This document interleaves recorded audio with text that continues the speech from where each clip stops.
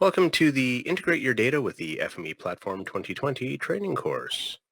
My name is Ryan. The goal of this course is to give you a good overview of the capabilities of the FME data integration platform. Due to the compressed timeline, we can't cover all of the capabilities of the software, but we will cover the basic functionality, concepts, and terminology, as well as where to find additional information. So the introduction provides some useful information if you want to review the course at a later date. Why data integration discusses the business case for data integration and how the FME platform can power the flow of your data. It should take us around 30 minutes to complete, might be longer. Connect Your Data shows how to read and view data with FME. It's the longest section at around 80 minutes. Transform Your Data includes transformers, the tools you can use to modify your data. The final section is Automate Your Workflows, where we'll introduce FME Server and talk about how to run FME workflows on a schedule or in response to an external trigger. And that'll also take about an hour.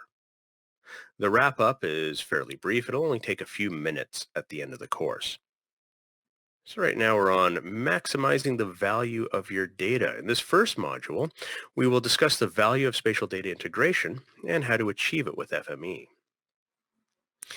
In 1993, a little bit of history, Don Murray and Dale Lutz started Safe Software with the goal of helping forestry companies exchange maps with the provincial government.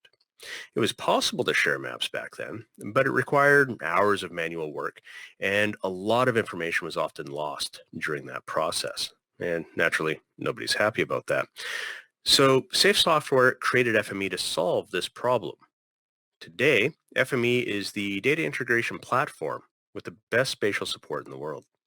And it continues to expand what is possible by adding support for new data formats and workflows with each release. FME stands for Feature Manipulation Engine, although now we mostly just refer to it as FME. It is a data integration platform with the best support for spatial data that allows you to connect and transform data between hundreds of different systems. When I say systems, it's mostly formats, but nowadays the line between format and like APIs and things like that, it's kind of blurred. You can author your own custom workflows that improve access to data and solve compatibility issues without needing to code anything. But if you are comfortable with coding, keep in mind that you can still make use of those skills within FME.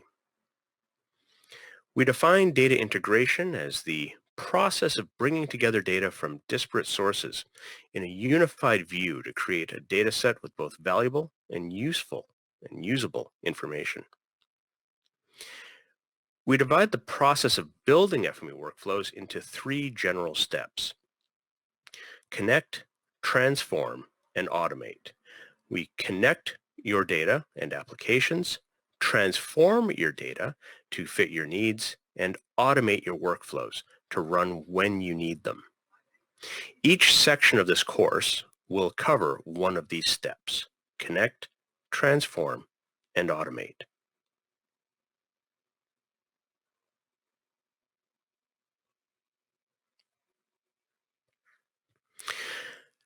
There are many challenges faced by organizations that can be solved with FME.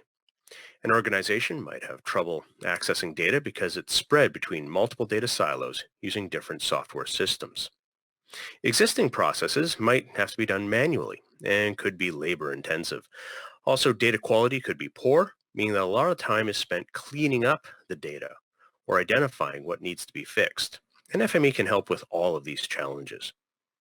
For example, the city of Coquitlam has data silos across a number of departments and systems, as shown in the manual here. They use FME to integrate all of this data. This allows them to improve data sharing and accessibility and to enable fast and accurate decision making.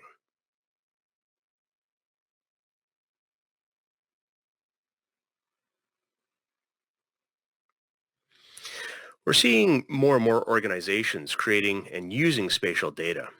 FME is used to get value from that data by automating business practices and analyzing spatial patterns. FME is the best spatial support in the industry. When I refer to spatial, I'm referring to things like points, lines, polygons, and raster data. I realize that not everyone taking the course has a GIS background. So in the manual here, it shows some of the geometry types that we work with: points, perhaps community center locations; lines, things like roads and rivers; polygons, zoning districts and the such; and raster, it's typically imagery, but not always. I've often run into situations where I've also had to integrate spatial data with non-spatial data. Often additional information about a point, a line, or a polygon is stored in a separate non-spatial data set, or as everyone else in the world calls them, just a data set or data.